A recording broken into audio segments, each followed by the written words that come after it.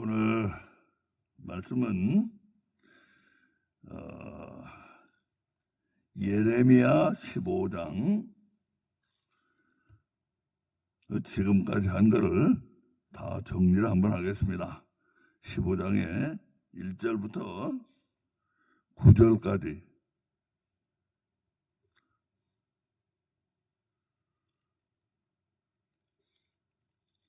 우리 함께 합독합니다. 시작. 여호와께서 내게 이르시되 모세와 사무엘이 내 앞에 섰다 할지라도 내 마음은 이 백성을 향할 수 없나니 그들을 내 앞에서 쫓아내치라. 그들이 만일 내게 말하기를 우리가 어디로 나가리오 하거든 너는 그들에게 이르기를 여호와의 말씀에 사망할 자는 사망으로 나가고 칼을 받을 자는 칼로 나가고 기근을 당할 자는 기근으로 나아가고 포로될 자는 포로됨으로 나아갈지니라 하셨다 하라. 나 여호와가 말하노라. 내가 그들을 네 가지로 벌하리니 곧 죽이는 칼과 찢는 개와 삼켜 멸하는 공중의 새와 땅의 짐승으로 할 것이며 유다 왕 히스기야의 아들 므낫세가 예루살렘에 행한 바를 인하여 내가 그들을 세계 열방 중에 흩으리라. 예루살렘아, 5절에요. 15장 5절. 예루살렘아, 너를 불쌍히 여길 자 누구며 너를 곡할 자 누구며 돌이켜 내 평화를 모를 자 누구뇨? 여호와께서 가라사대 내가 나를 버렸고 내게서 물러갔으므로 내게로 내 손을 펴서 너를 멸하였노니 이는 내가 뜻을 돌이키기에 염증이 났음이로다. 내가 그들을 그 땅의 여러 성문에서 키로 까불러 그 자식을 끊어서 내 백성을 멸하였나니 이는 그들이 그 길에서 돌이키지 아니하였음이라. 그들의 과부가 내 앞에 바다 모래보다 더 많아졌느니라. 내가 대낮에 회멸할 자를 그들에게로 데려다가 그들과 청년들의 어미를 쳐서 놀람과 두려움을 그들에게 졸지에 임하게 하였으며 7 자식을 생산한 여인으로는 쇠약하여 기절하게 하며 오히려 백주에 그의 해로 떨어져서 그로 수치와 근심을 당케 하였느니라. 그 남은 자는 그 대적의 칼에 붙이리라. 여호와의 말이니라. 아멘.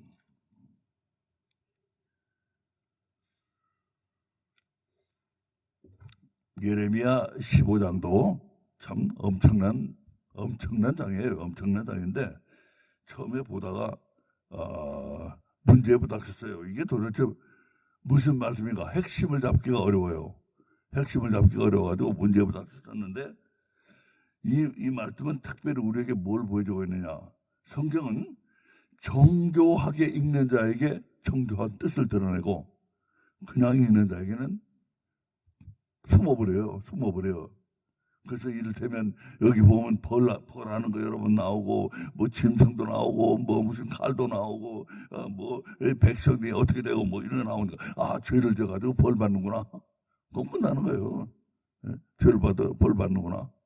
그렇게 말하면은 이 15장 해석하기도 쉽고 그렇게 읽는 자에게는 그 뜻밖에 없어요.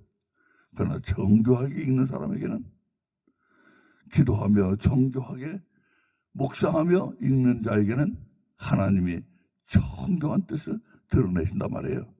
아마 이것이 제가 보기에는 마지막 우리를 위해서 예비하신 말씀이라고 생각합니다. 그동안 감춰져 있었어요, 제가 보기에는.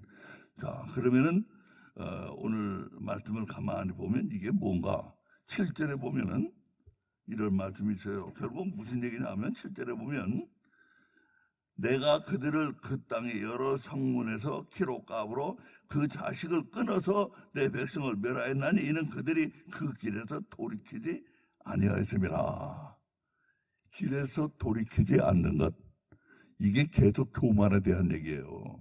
이 돌이키지 않는다는 게 앞에서 나왔거든요. 교만 말씀하실 때 이 13장에 나와요. 교만, 돌이키지 않는다는 게. 이 교만에 관한 얘기 계속해서 돌이키지 않는 거예요. 교만이라는 건 돌이키지 않는다는 걸 가르쳐요. 어서 오세요. 어서 와요. 예레미야 15장 우리 1절부터 9절 하고 있습니다. 예레미야 15장 1절부터 9절 하고 있어요. 이 교만에 대한 말씀이 계속되고 있는데, 교만이라는 한마디로 돌이키지 않는 거예요. 뜻을 돌이키지 않는 거예요. 자기 나름대로의 판단과, 이건 그러니까 무슨 유혹에 끌려서 가는 거하고는 다른 거예요. 그건 그냥 죄지만 이 교만은 자기 뜻이 있어요. 자기 생각이 있고 자기 판단이 있고 자기 계획이 있고 나름대로는 자기가 제일 잘한다고 생각해요. 그래가지고 아무리 말해도 돌이키지를 않고 오히려 하나님 말씀을 자기를 합리화하고 정당화하는 데 사용하는 거, 그게 교만이에요. 한마디로 교만이란 딴 게 아니에요. 자기 뜻을 돌이키지 않는 거, 그게 교만인데, 그래서 항상 자기 뜻을 세우고, 그래서 저는 항상 그럽니다. 우리 집사람 보고도 앞서 나가지 마라, 앞서 나가지 마. 우리 생각에는 여러 가지 생각이 떠오를 때가 있거든요. 하나님 뜻이 이건가? 하나님 뜻이 이렇게 하시려고 하는가? 그러면 이제 막 앞서 나간다고요. 그러지 마라. 가만히 있어. 주가 뜻을 이루실 거야. 우리가 앞서 나가면 주가 뜻을 이루시고 지장을 받아. 그러니까 우리 교만한 마음을 내려놓고 겸손히 주가 이룰 때까지 우리 따라가는 겁니다. 자, 그래서 이게 교만에 관한 장인데, 계속되는 교만의 장인데, 이게 정말로 신비한 장이에요. 25장이. 자, 보시면은 15장 1절에 보시면은 내 마음은 이 백성을 향할 수 없나니 그들을 내 앞에서 쫓아내치라. 이거는 교만한 자가 하나님 앞을 떠나는 것을 가르치지, 하나님이 내치는 게 아니에요. 교만한 자는 스스로 하나님을 내치듯이 떠난다고요. 그걸 말씀하고 있는 거예요. 그래서 이렇게 교만한 자가 하나님을 마치 하나님이 내친 것처럼 떠나간다 이거예요. 떠나가서, 그래서 이제 하나님이 내쳐라, 내버려둬라 이거예요. 떠나가는 녀석들 내버려둬라. 그러니까 이제 하나님이 실장은 지들이 떠나갔는데 내치라고 하니까 뭐라고 그래요? 이들이 여기 보세요. 2절만 봐도 알 수가 있어요. 이게 교만이라는 게 뭐냐면, 그들이 만일 내게 말하기를, 예레미야에게 말하기를 우리가 어디로 나가리오. 떠나간 게 아니에요. 실제적으로는, 육체적으로는 떠나간 게 아니에요. 교만한 마음. 그러니까 하나님 앞에 머물고 있고, 우리 전에도 말씀드렸는데 이들은 종교적인 행위는 다 하고 있어요. 예배드리고 교회 다니고 무슨 찬양하고 소리 질러 기도하고 금식도 하고 다 하고 있어요. 헌금도 하고 다 하고 있어요. 종교적인 행위는. 근데 그들은 교만한 것이 하나님을 떠나가라 이거예요. 교만한 것이. 그래서 하나님이 내치라. 그러니까 우리가 어디로 갑니까? 우리가 하나님 앞에 있는데. 그러니까 이제 예레미야에게 말하기를 여기 이제 요 2절하고 3절하고 비슷하게 겹치거든요. 그걸 잘 보세요. 2절 보면은 뭐라고 나오냐면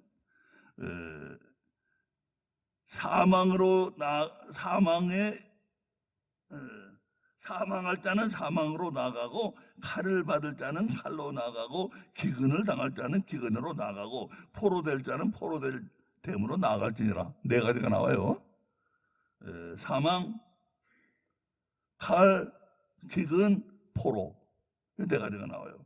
그 다음에 3절에 보면 나 여호와가 말하노라 내가 그들을 네 가지로 벌하리니 곧 죽이는 칼과 찢는 개와 삼켜 멸하는 공중의 새와 땅의 짐승으로 할 것이며.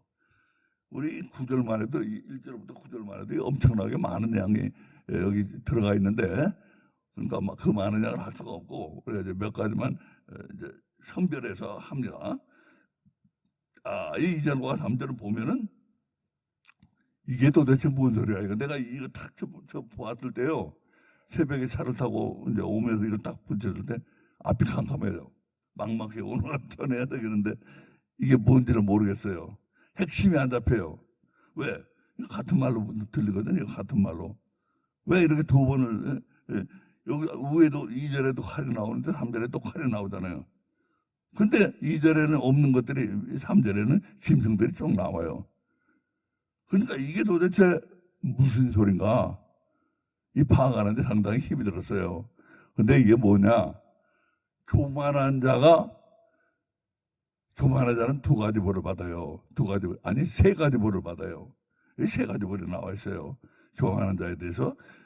이제 2절에 한 가지 벌이 나와 있고, 3절에 두 번째 벌이 나와 있고, 그 뒤에 세 번째 벌이 나와 있어요. 교만한 자가 받는 벌. 그러니까 이 9절까지 우리 다 읽고 나서 10절 한번 보면은 내게 재앙이로다. 나의 모친이 나를 온 세계에서 다툼과 침을 당할 자로 낳으셨도다. 내가 끼워주지도 아니하였고 사람이 되게 끼지도 아니하였건만은 다 나를 저주한도다.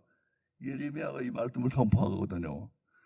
교만한 자가 받는 벌, 첫째, 둘째, 셋째.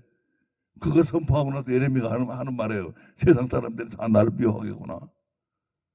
다 나를 저주하겠구나.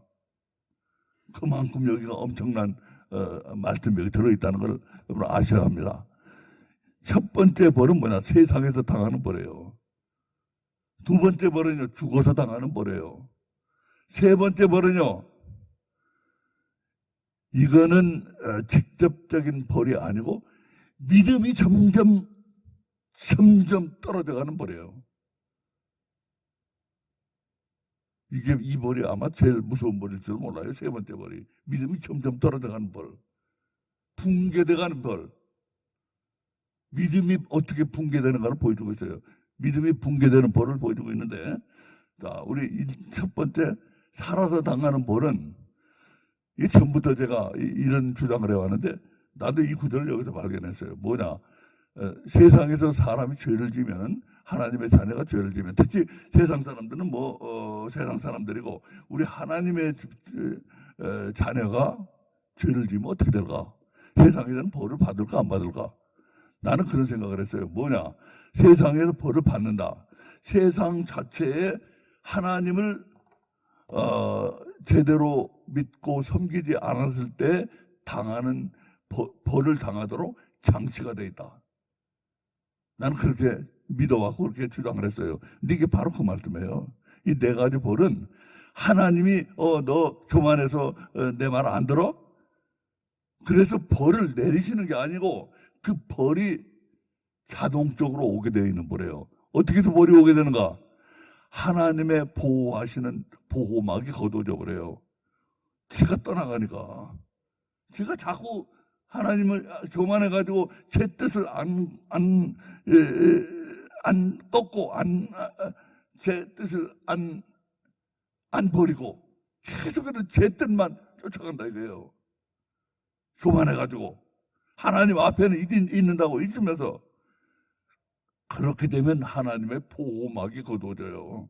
보호막이. 그때 네 가지 벌이 온다 이거예요. 첫째, 사망. 근데 이게 참 성경이 기가 막힌 게요. 난 이거 보면 기가 막히게 느껴져요. 이게 네 가지 벌이 딱 나오는데, 이 사람이 사람이 교만해서 하나님의 보호막을 떠날 때 그에게 닥쳐오는 네 가지 벌. 그때 순서대로 매겨져 있네. 더 빈번한 것부터 순서대로 먹어져 있어요. 사망이라는 게 제일 빈번한 거예요, 이게. 1번. 뭐냐, 이것이. 사람 사는 사회에서 당하는 벌. 사고, 질병, 이런 거. 이 사망.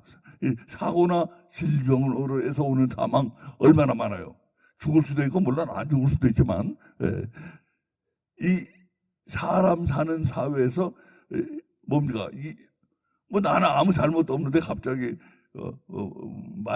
마약한 젊은 애가 차를 들이몰고 와가지고 내 차를 들어막아서 내가 죽을 수도 있고, 뭐 길을 걸어가는데 간판이 떨어져가지고 맞아 죽을 수도 있고, 또 어떤 사람 뭡니까? 그 사람 간질병이 있는 사람 같은데 그 23명이 사상자가 났잖아요. 부산에서 사하 내거리에서. 그 사람 간질병이 있는 것 같아요. 간질병이 있는 사람 같은데 23명이 아마 여러 명이 죽었을 거예요. 23명 중에. 마침 그 자리에 있었던 것밖에 없어요. 그 사람들. 문제가 있어요. 서로 아는 사람 한 번도 만난 적도 없고 알지도 못한 사람인데 그 자리에 있었다는 그것 때문에 갑자기 여러 사람 죽었다 이거예요. 이런 일이 부지기수 일어나거든요. 세상에는요. 그럼 요즘같이 또 이렇게 사람 간에 왕래가 빈번하고 또 문명의 이기라는 거 그만큼 우리에게 위험성을 줘요. 자동차가 달리는 흉기예요. 이거 달리는 흉기. 예. 어떤 때 내가 차를 몰고 가다 겁이 나요. 이게 이렇게 빠르게 달리는데 이거 한번 박았다 하면은 나도 죽고 너도 죽고 이게 달리는 흉기예요, 차가. 그래서 이런 사람 사는 사회에서 일어나는 갖가지 사고와 질병, 얼마나 질병이 무서워요. 암에 걸렸다면 요즘 멀쩡하던 사람이 죽었어요. 암으로 갔다고 그러는 사람 많더라고요. 주변에. 예? 멀쩡하던 사람이. 그거 잡히면 그냥 끌려가는 거예요. 그래서 이 사망, 사람 사는 사회에서 일어나는 사고와 또 인간의 육신의 연약함으로 인한 질병들, 이 사망, 이게 제일 많잖아요. 두 번째, 칼로 잡혀갈 때, 칼을 받을 때는 뭐라고 돼 있던가. 2절에 보면 칼을 받을 자는 칼로 나가고, 이 칼은 뭡니까? 이 칼을 쓰는 사람 아니에요. 사람의 적대감, 전쟁과 사람의 적대감. 얼마나 요즘 매일같이 테러가 일어나요. 매일같이. 이번에 영국 국회의사당에서 거기에서 차를 그냥 인도로 50m로 그냥 뒤로 몰아버렸잖아요. 그래서 한국 사람도 5명이, 한 사람은 중상이더라고요. 4사람은 정상으로 퇴원했는데 한 사람은 입원하고 있대요. 머리를 다쳤대요. 몇 명이 죽었나? 5명이 죽었나? 4명이 죽었나? 경찰 하나 죽고 그냥 인도로 그냥 들이 몰아버리는 차를. 테러가 거의 매일같이 일어나고 있어요. 거의 어디선가 매일 테러가 터져나오고 있어요. 사람이 얼마나 사람은 이상하게 사람에게 대한 적대감이 있어요. 그렇게까지 할 필요가 없는데도 그냥 뭡니까? 우리 주변에서 그런 체험한 사람 많을 거예요. 저 사람 왜 나를 그렇게 비호할까? 내가 뭐 준 것도 없는데. 나는 중학교 2학년 때가 어린 나이에 우리 담임 선생이 나를 그렇게 미워해요. 그 사람도 이상하게 날 미워하더라고요. 나 그래서 아마 내 성장하는데 지장이 있었지 않은가, 나도 그런 생각을 해요. 물론 그 사람이 우리 집이 연약하잖아요. 아버지도 없고 호르몬이고 하니까 아마 좀 깔봐서 그렇겠지. 예? 아버지 있고 그러면 그렇게 하겠어요? 못하지. 예? 그냥 내가 하지도 않았는데 내가 그때 책을 많이 봤어요. 중학교 2학년 때 책을 많이 보니까 책을 좀 많이 보는 애들이 조금 조금 입 바른 소리를 하거든. 나도 입 바른 소리를 해서 선생님이 내가 안 한 일을 자꾸 내가 했다고 그러니까 뭐 학급 도서 뭐 무슨 그 뭐 환경 미화 검사하는데 도서를 많이 제출하는 실적이 있어야지 점수가 올라가는데 내가 도서위원이거든요. 그러니까 내가 하지 않은데 옆교실 걸 갖다 놔서 우리가 실적이 별로 없어요. 옆교실 걸 갖다 놨는데 딱 보더니 검열위원이 이거 네가 아닌데 대뜸 담임자들이 나를 지목하더라고요. 내가 위원이니까. 근데 나는 안 했거든. 그 주일날 바로 다음날 오라 학교를 오래. 갔죠. 하니까 너 왜 이런 일 했냐 이거야. 그 선생님 저 안 했어요. 그럼 막 그냥 혼을 내더라고요. 그래서 내가 이제 입 바른 소리를 좀 해야 돼. 선생님도 알리바이가 있습니다. 이러니까 이 조그만 놈이 알리바이가 뭐야 그러더니 때리기 시작하는데 막 이렇게 주먹으로 치고 발로 막 차고 여기 퉁퉁 붓고 한 시간은 맞았어요. 1시간 이상 맞았어요. 옆에 있는 선생이 과학 선생이 말려요.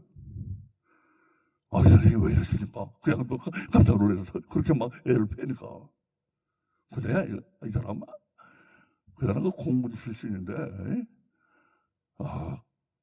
안 그치더라고요. 그냥 무지막지하게 패는 거예요. 그때 내 마음이 참 서럽더라고요. 우리 아버지가 있더라면 저거 가만두지 않을 텐데, 저거. 무지하게 맞았어요. 이렇게 퉁퉁 붓고. 그래가지고 어두운 교실에 이제 가가지고 집을 못 가지. 그렇게 하고 가면 난리가 날 거 아니에요. 어머니가. 그래서 이런 거 좀 세수도 하고, 뭐 그런데 부었어요. 부기는. 그래가지고 이제 교실에서 한참 한 2-3시간 혼자 어두워가는 교실에서 한 2-3시간 그 사람하고 그렇게 그 양반하고 그랬어요. 그러고 나서 이제 혼자 밤에까지 거기 있다가 집에 갔지. 그러니까 어머니 깜짝 너 왜 그랬냐 너 여기 왜? 어머니 나 놀다가 다 자빠졌어요. 자빠져가지고 다들 어머니한테 얘기하면 뭐 하겠어요. 어머니 가서 울고 그냥 교회만 아니 학교만 시끄러워지고 나만 창피스럽잖아요. 그래서 얘기 안 해버리자. 안 했는데 그 적대감이 무섭더라고요. 내가 저 혼자 생각하는 게 나도 어린 사람이고 그런데 어른이라는 사람이 내가 아니라고 그러면은 의심을 좀 해봐야 될 텐데 내 생각이 정말로 인생을 생각하게 돼요. 왜? 누군가 한 사람은 분명히 있을 텐데 누군가 했으니 거기 와 있을 텐데 나는 안 했거든. 그때 진실은 있을 건데 진실이 안 밝혀지는구나. 그리고 내가 이렇게 억울하게 두드려 맞고 그 생각하니까 정말로 가슴이 답답하더라고요. 근데 방법이 있어야지. 그때 내 어린 마음에도 인간에 대한 적대감. 아니라고 그러면 아니라고 그러면 좀 알아봐야 될 거 아니에요. 근데 무조건 너 왜 거짓말 하냐. 거짓말 한다고 너 패는 거예요. 인간에 대한 적대감. 한국에서 얼마나 많은 사람이 죽였어요. 나는 요 독재 정권, 군사 독재 정권, 지금 이 군사 독재 정권의 연장이라고 보는데, 그래서 많은 사람들이 죽이고, 죽음의 협박을 하고, 난 그게 미워해요. 참 미워해. 나 옛날에 이 사람 아버지 때, 난 젊을 때였는데, 그때, 나서서 데모를 하거나, 난 그런 사람은 안 해요. 난 데모 같은 건 안 해. 안 하지만, 그 사람이 미워가지고 잠을 못 잤어요, 난. 그 사람 아버지가 미워가지고.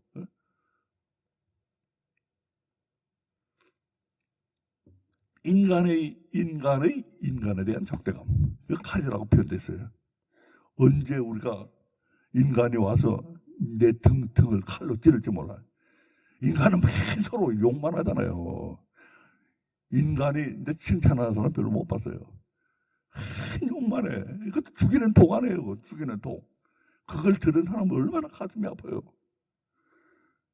더군다나 하지도 않은 걸 그랬다면 얼마나 정말로 아까 같은 건데 그 선생한테 당한 그런 거 내가 하지도 않았는데 이런 그런 걸 갖다가 바로 여기서는 이제 칼이라고 표현했어요. 칼. 인간이 칼을 쓰니까 인간이 쓰는 칼에 너 맞아 죽는다 이거예요. 인간이 쓰는 칼에 맞아 죽어. 그 다음에 세 번째로, 그게 두 번째로 빈번한 거예요. 세 번째로 자연의 위험. 기근이라고 하죠, 기근. 그때는 기근이 주로 자연의 위험이었지만 요즘은 자연의 위험이, 마지막 때가 가까울수록 지진이 더 잦아진다는 것은 성경에 나와 있어요. 지진이 요즘 참 2000년대 들어와 지진이 아주 잦아졌잖아요. 그리고 그 참 희한하게 말이 들어가더라고요. 한국은 지진이 거의 안 일어나는 지역으로 알려져 있었는데 역사적으로 몇 번 일어난 건 아마 역사책에 기록이 돼 있는가 보더라고요, 옛날에. 근데 그래도 지진이 별로 안 일어난 지역으로 알려져 있는데 지진에서 안전한 지역이 아니라고 하잖아요, 지진학자들이. 한국도 점점 지진이 잦아지고 있고, 이 자연의 위험, 이 세 번째예요. 네 번째로 노예됨. 이게 뭡니까? 노예됨이라는 거는 이게 인간의 위험이에요. 앞에 인간의 위험은 적대감인데 이 인간의 위험은 이기심의 위험이에요. 인간이 사람을 데려다 노예를 쓰잖아요. 이거 꼭 끌고 가서 노예로 안 쓰더라도 사람을 노예처럼 부리려고 그러고 사람을 이용해 먹으려고 그러는 거, 이거 그거 가르쳐요. 얼마나 사람이 사람을 이용해 먹으려고 그래요. 노예처럼 부리려고 그러고, 부릴 수만 있다면 아마 다 끌어다가 자기 노예로 삼아버릴 거예요, 사람이. 그럴 수가 없어요, 그러지. 얼마나 우리 전 시대에는 얼마나 많은 전쟁에서 전쟁 포로들이 노예로 끌려가서 평생을 노예 생활을 하다가 죽어갔습니까? 그리스 문화는 완전히, 옛날에 히람 문화는 노예 문화였다고 그러잖아요. 노예들이 그리스 사람들은 서로 모여서 교제하고 뭐 무슨 고상을 생각하고 이런 다 노예들을 시켰잖아요. 노예들은 곳곳에 모든 사회에 있었어요. 그리고 그 비참한 노예, 아프리카 흑인들 노예 얘기 여러분 읽어보셨을 테지만, 아프리카 해안에다 배 대놓고서 그 숲속에 숨어 있다가 애들 나와 흑인들 나와 있는 거 그냥 잡아가지고 배에다 실어가지고 끌고 가고, 얼마나 그 애들, 그 젊은 애들 얼마나 하늘이 무너지는 것 같았겠어요. 어딘지도 모르고 세상 나한테는 알지도 못하는 것도 끌고 가고, 집과 부모와 형제 다 떨어져 가지고 인간이 인간을 노예로 삼아서 부려먹으려고 하는 거, 이용해 먹으려고 하는 거, 이게 네 가지 벌로서 나와 있어요. 하나님의 보호의 손길이, 보호의 막이 이런 것으로부터 우리가 하나님 안에 머물러 있을 때 이런 것으로부터 우리를 얼마나 많이 보호해 주시는지 우리는 그것도 모르고 매일매일 살아가고 있어요. 얼마나 많은 위험으로부터 우리를 보호해 주는가 우리 그것도 몰라요. 그러고서 교만한 마음으로 자꾸 하나님을 떠나가고 하나님의 보호막을 떠나간다 이거예요. 그러면 이 네 가지 위험이 너에게 덮쳐오는데 나도 그거 막아줄 수 없다. 하나님 말씀에 이게 다 살아서 당하는 벌이에요. 이 네 가지가. 죽어서 당하는 벌, 그 다음에 죽어서 당하는 벌이에요. 지옥이지 뭡니까? 지옥인데 이 참 성경이 기가 막힌 게 3절에 보세요. 앞에 칼이 나오는데 뒤에 또 칼이 나와요. 3절에. 2절에 또 칼이 나오는데, 이 칼은 아까 말하기를 인간의 위험인데 인간의 적대감의 위험이라고 그랬어요. 근데 3절에 나오는 칼은 뭐라고 되어 있냐면 죽이는 칼이라고 나와요. 이 성경은 기막힌 책이고 이 표현이 내가 참 기막히다고 생각해요. 이건 죽이는 칼이라고 그러는데 실은 죽이는 칼이 아니에요. 지옥에서 칼로 찌르면 안 죽잖아요. 그냥 아프기만 하고 그냥 고통스럽기만 하고, 죽지 않는 칼이란 말이에요. 이게 죽지 않는 칼. 죽이는 죽지 않는 칼. 죽여도 죽지 않는 칼. 그걸 가리키는 거예요. 이게 이 성경의 표현은 참 기가 막히잖아요. 그리고 나서 여기 보면 네 가지 벌을 내린다고 하나님 분명히 그래요. 3절에 보면 나 여호와가 말하노라 내가 그들을 네 가지로 벌하리니, 네 가지 벌을 내린다고 분명히 나와 있는데, 첫째로 곧 죽이는 칼, 찢는 개, 삼켜 멸하는 공중의 새, 땅의 짐승으로 할 것이다. 이렇게 나오는데, 이게 네 가지라고 그러잖아요. 근데 이상하잖아요. 아니, 네 가지인데 왜 한 가지 죽이는 칼 빼놓고는 다 짐승이에요. 뭐 개나 공중의 새나 땅의 짐승이나 뭐 다를 게 있어요. 근데 이 성경이, 이 성경이 좀 멍청해. 위에 2절하고 3절하고 비슷한 것이 반복이 되고, 그리고 지금 네 가지라고 해놓고는 이거 뭐 다 짐승 아니야, 세 가지는 다.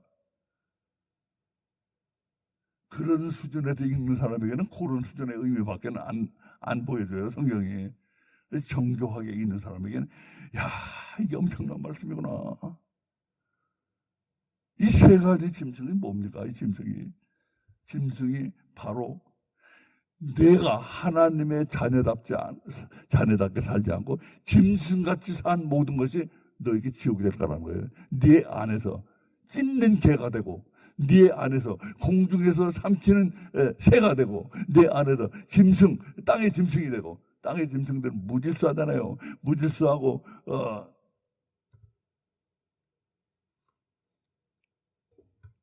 그 짐승들에게 무슨 의의가 있습니까?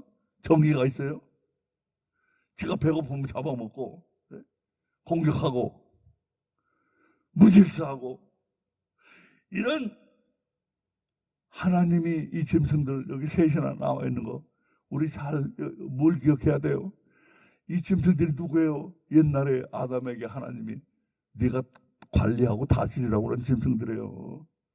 네가 관리하고 다스리라고 그런 짐승. 근데 네가 짐승이 돼가지고 짐승같이 살았잖아.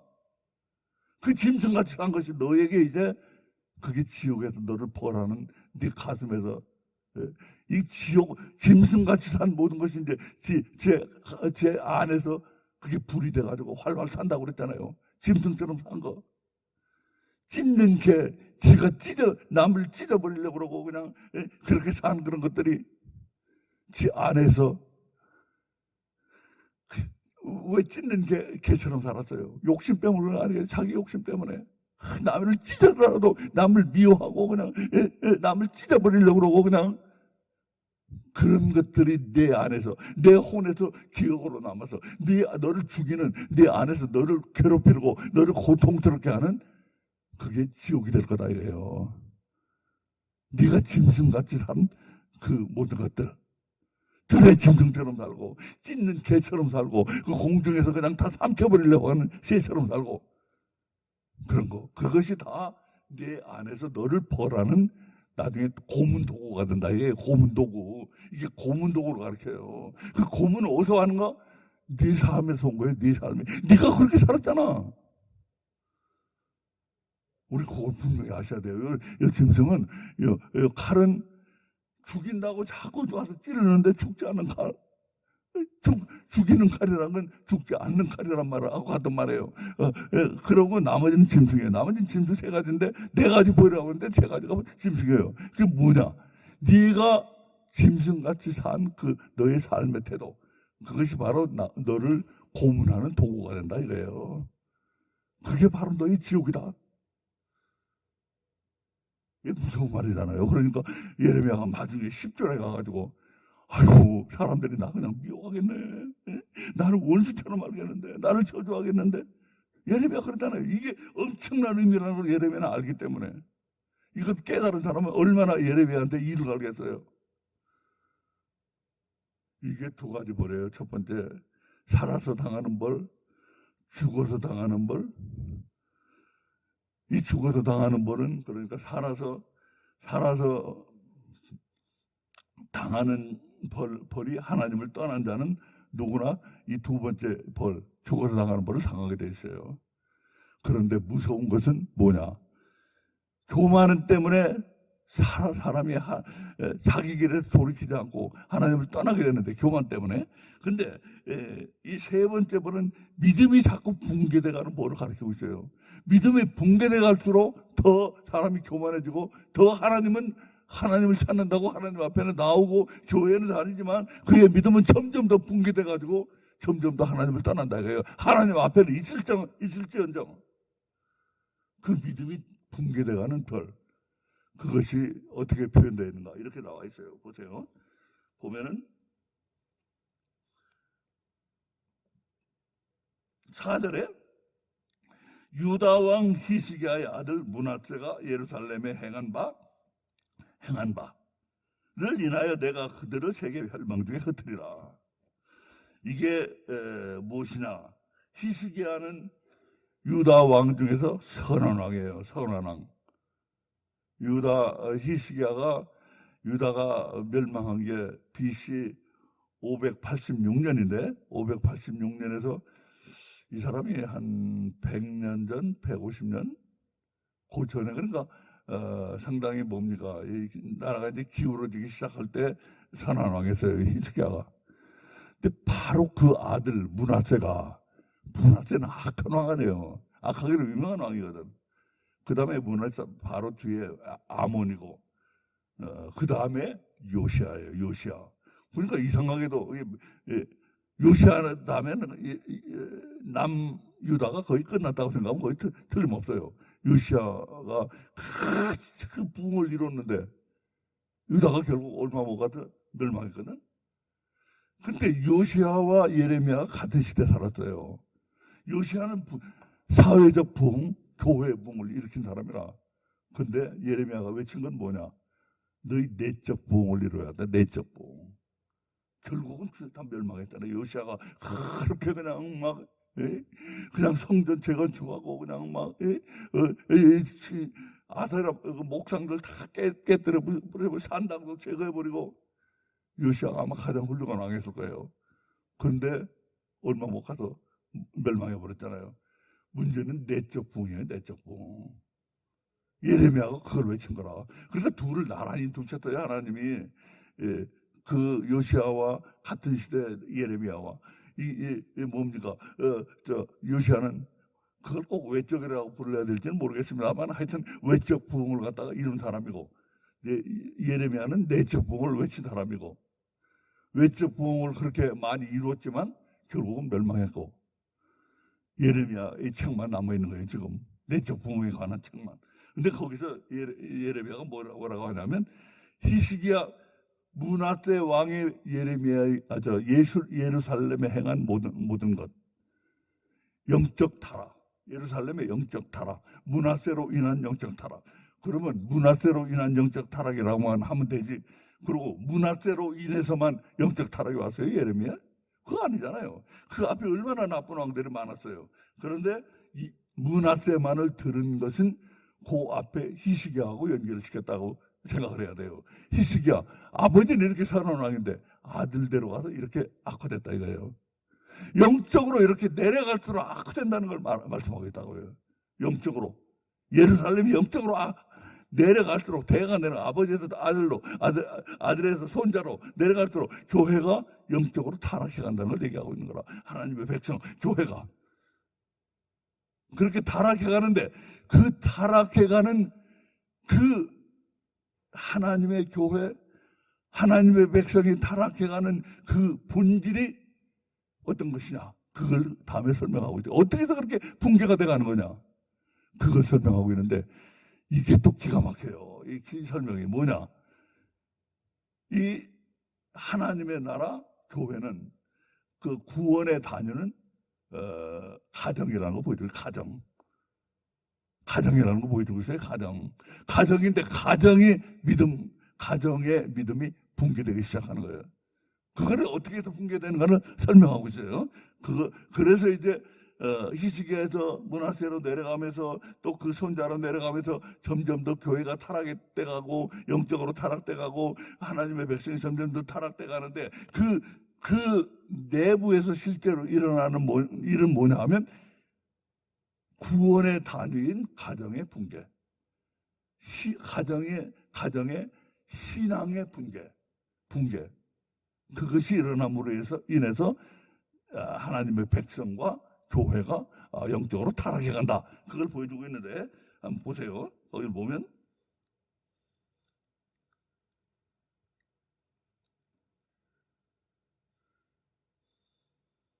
5절에 이제 이런 말씀이에요. 예루살렘아 너를 불쌍히 여길 자 누구며 너를 곡할 자 누구며 돌이켜 내 평안을 물을 자 누구냐?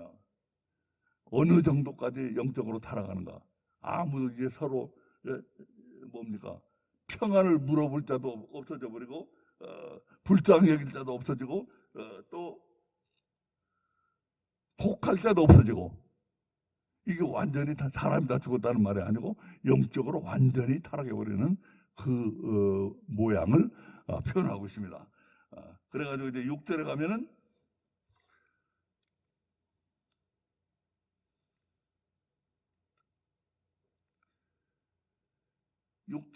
그동안 내가 그래도 버텨온 건 뭐냐? 마지막에 6절 마지막에 보면 내가 뜻을 돌이키기에 염증이 났습니다. 네가 잘해서 지금까지 온 줄 아니? 내가 뜻을 돌이켜서 지금까지 왔어. 근데 이제 나도 염증이 났다. 하나님 하시는 말씀이에요. 그래서 점점 더 영적으로 타락해 간다 이거예요. 교회와 하나님의 백성이 어떻게 타락되어 하는가? 7절에 보면, 자, 여기서부터가 이제 본격적으로 뭡니까? 어떻게 해서 교회와 하나님의 백성이 영적으로 타락하는가? 그 안에서 실제로 어떤 일이 일어나는가? 가정의 붕괴, 가정의 신앙이 어떻게 붕괴되는가? 그걸 보여주고 있어요. 가정의 신앙이 붕괴되면서 하나님의 백성이 붕괴돼 가는 거예요. 영적으로 타락해 가는 거예요. 그러면 이제 7절에 보면, 내가 그들을 그 땅의 여러 성문에서 키로 까불어. 이 보세요. 여기 볼 때 그 땅이라고 나오잖아요. 그러니까 이게 바로 이 땅을 가리키는, 이 땅, 예루살렘이고 이스라엘만 가리킨 게 아니라고요. 이 땅에서 누구냐? 이 땅에서 여러 성문에서 키로 까불었다. 키로 까불었다는 게 뭐예요? 니들 믿음을 한번 내가 재봤다 이거예요. 재봤어. 왜 성문에 재봐요? 자꾸 성문을 밖으로 나가려고 그러니까. 여기 하나님 그랬잖아요. 뭐라고 그랬어요? 아까 우리 읽었잖아요. 4절 마지막에 보면, 내가 그들을 세계 열방 중에 흩으리라. 영적으로 히스기야에서 므낫세로 내려가고 또 그 아들로 내려가고 또 그 아들로 내려가면서 세상의 열방에 흩어진다. 세상의 열방 가운데 내 백성이 흩어진다. 세상, 교회는 오고 하나님은 섬긴다고 하면서 그 마음이 세상에 가득하다 이거예요. 세상에 완전히 흩어져 버린 자들이라 이거예요. 세상의 열방 가운데 흩어져 버린 자들이라 이거예요. 세상적인 하나님의 자녀들을, 말만 하나님의 자녀들이고 세상에 압도가 되고 세상에 빠져버린 하나님의 자녀들을 가르치고 있습니다. 그게 그러니까 이제 그것을 실제로 설명하고 있는 게 바로 7절인데, 내가 성문에서 키로 까불어 봤어. 이게 누구냐? 이게 가장이에요. 가장 남자들을 키로 까불어 봤어요. 왜냐하면 이게 남자들은 어떻게 하냐? 뒤에 보면 이게 과부들이라고 나오잖아요. 그들의 과부들이라고 나오잖아요. 그게 남자들이라고. 잘 보세요. 그 다음 절에 8절에 보면, 그들의 과부가 내 앞에 바다모래보다 더 많아졌느니라. 혹시 이거 실제로 이스라엘에 일어난 일 아닌가 그렇게 해석하고 싶어하는 사람들 어거지 부리지 마세요. 여기 어디 이런 일이 있었어요? 이스라엘에 하나님 앞에 과부가 바다모래보다 많아진 그런 일이 있었어요? 언제 그런 일이 있었어요? 그리고 더군다나 이게 많아졌느니라 예레미야가 시대에 과거로 기록이 돼 있어요. 예레미야가 한 말인데 그 전에 이런 일이 일어났단 말이에요. 과부들이 그렇게 그냥 우글우글하고 성에 덕식을 하던 그런 때가 있었어요? 그거 없었어요. 그런 일은.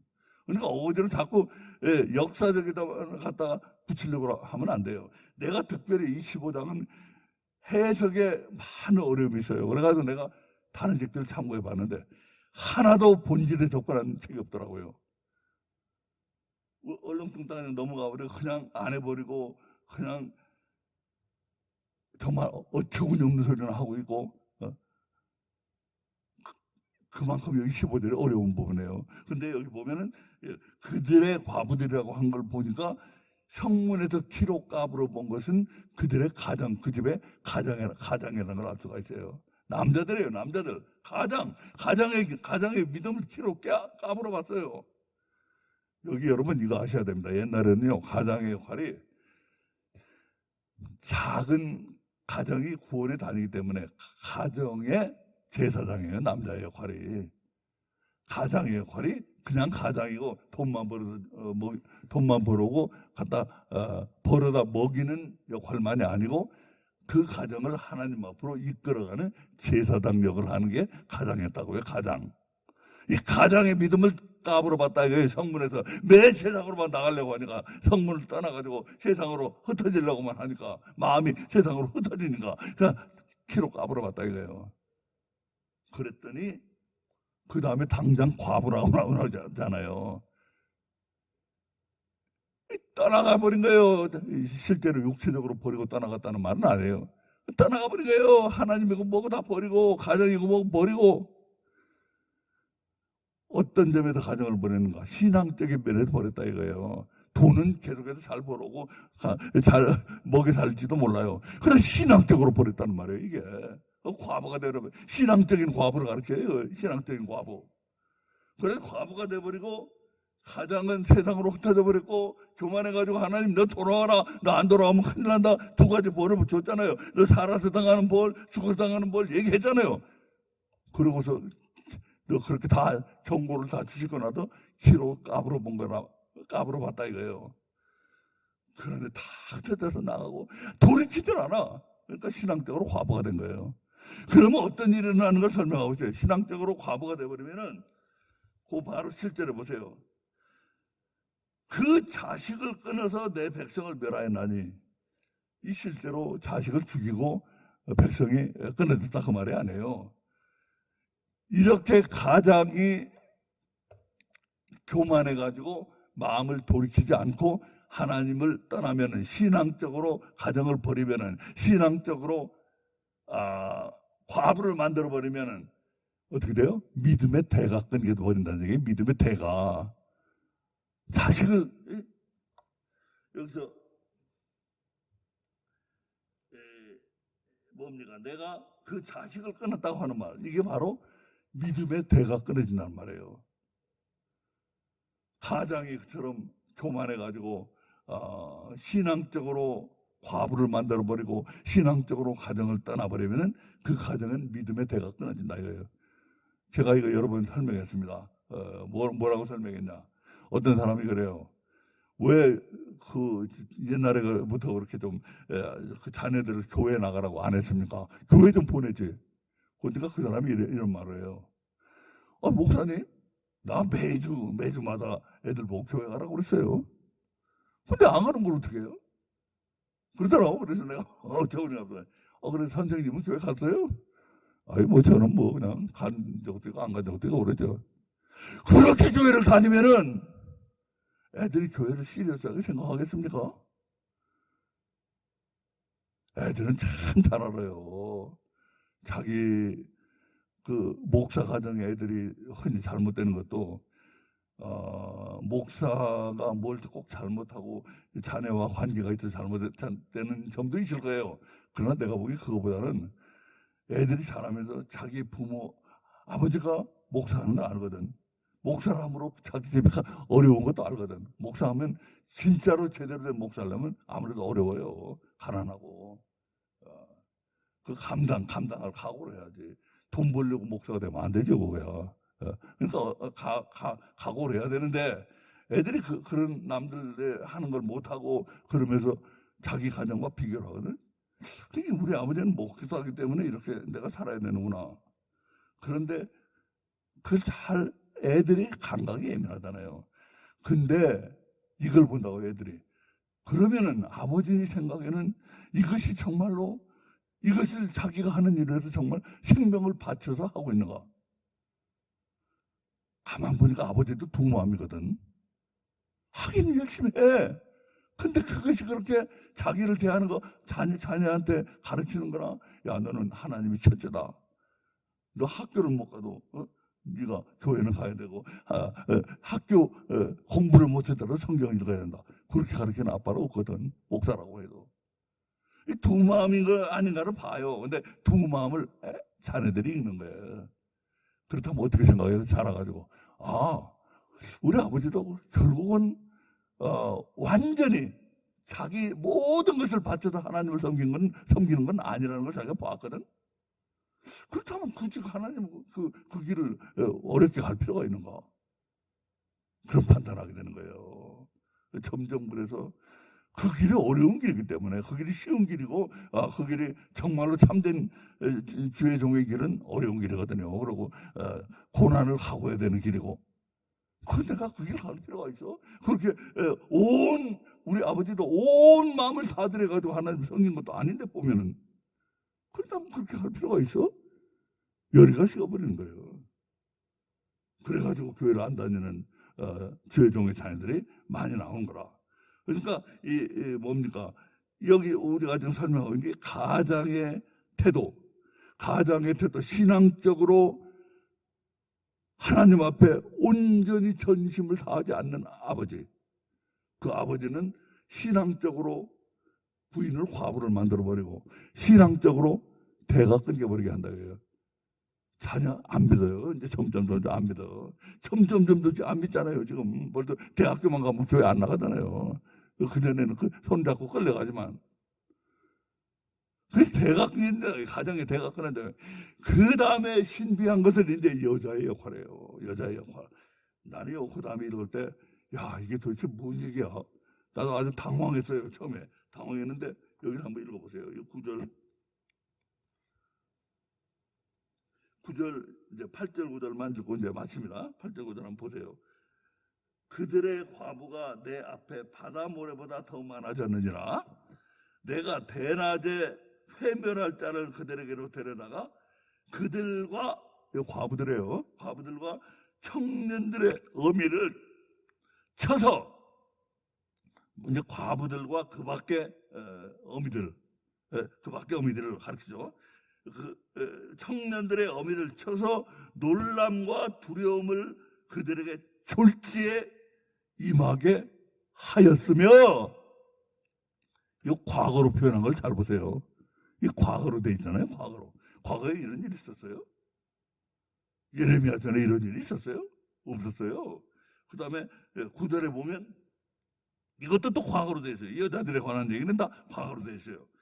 7 자식을 생산한 여인으로는 쇠약하여 기절하게 하며 오히려 백주에 그의 해로 떨어져서 그로 수치와 근심을 당케 하였느니라. 여기도 과거로 되어 있어요. 여자들에 대한 관한 얘기는.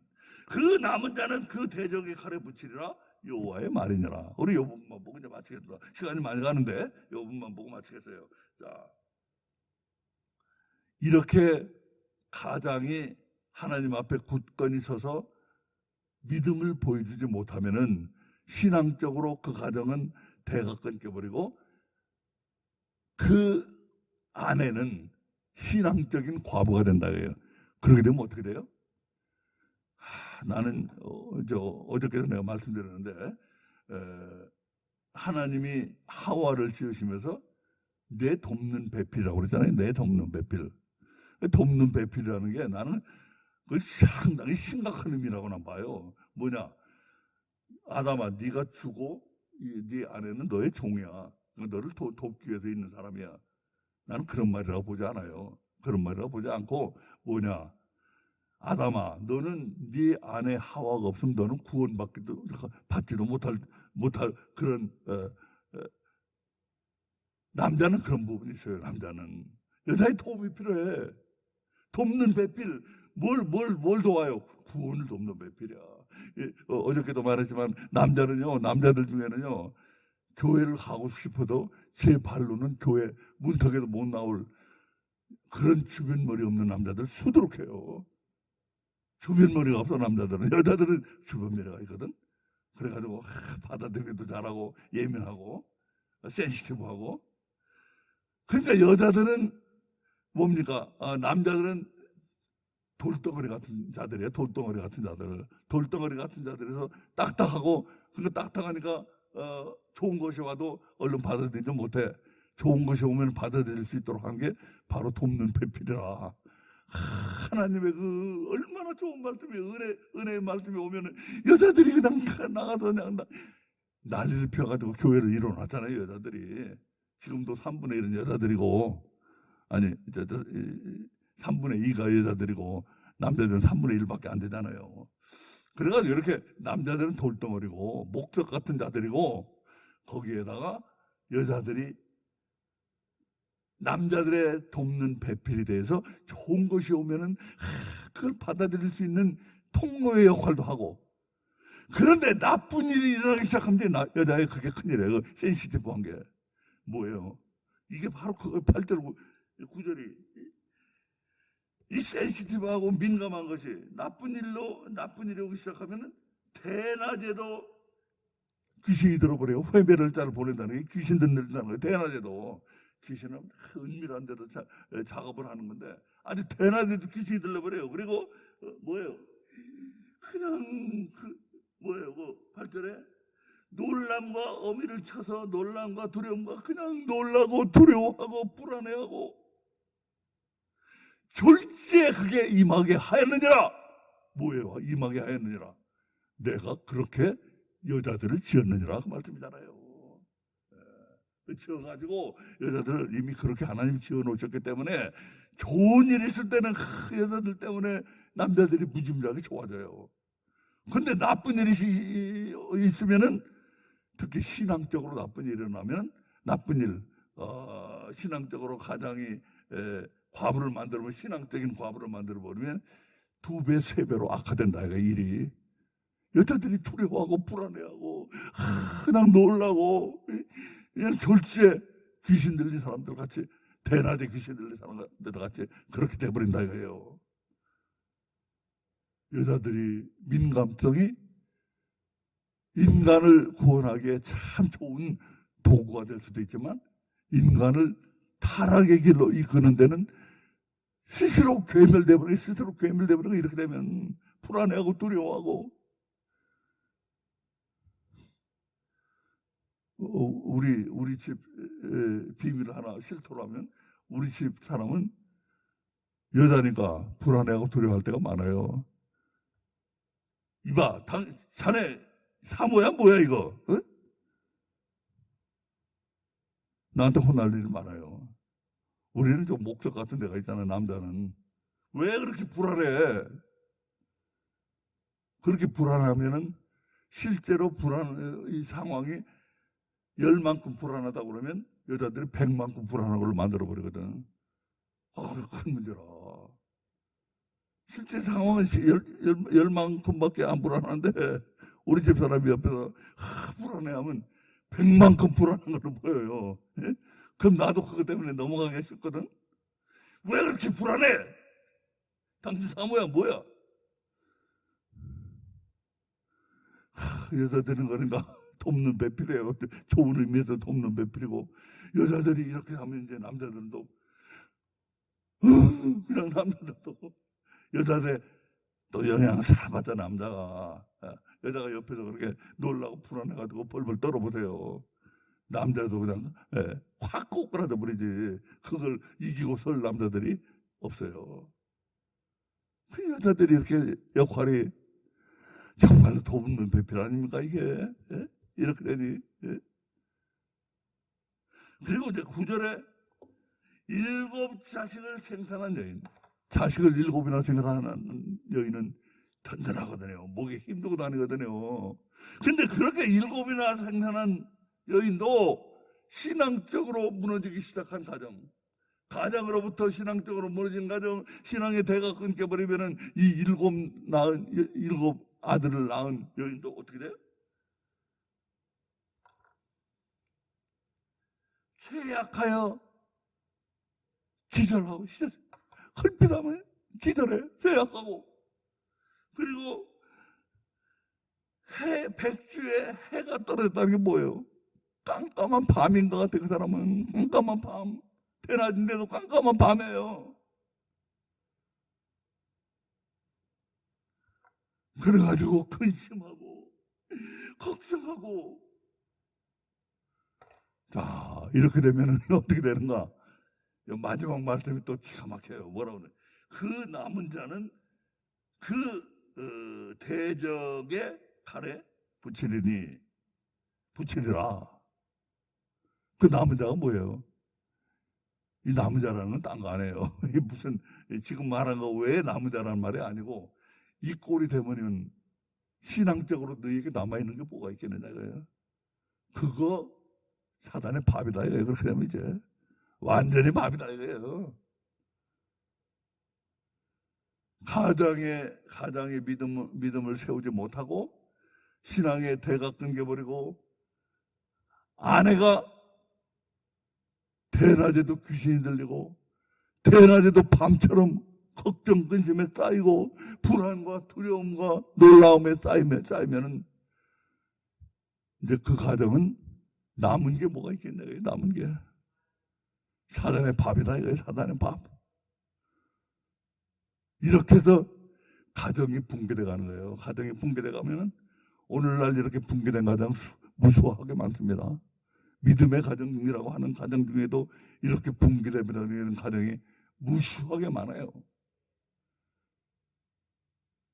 이러면서 점점 예루살렘은 영적으로 타락해가고 예루살렘은 열방 중에 흩어져 버린다 이거예요.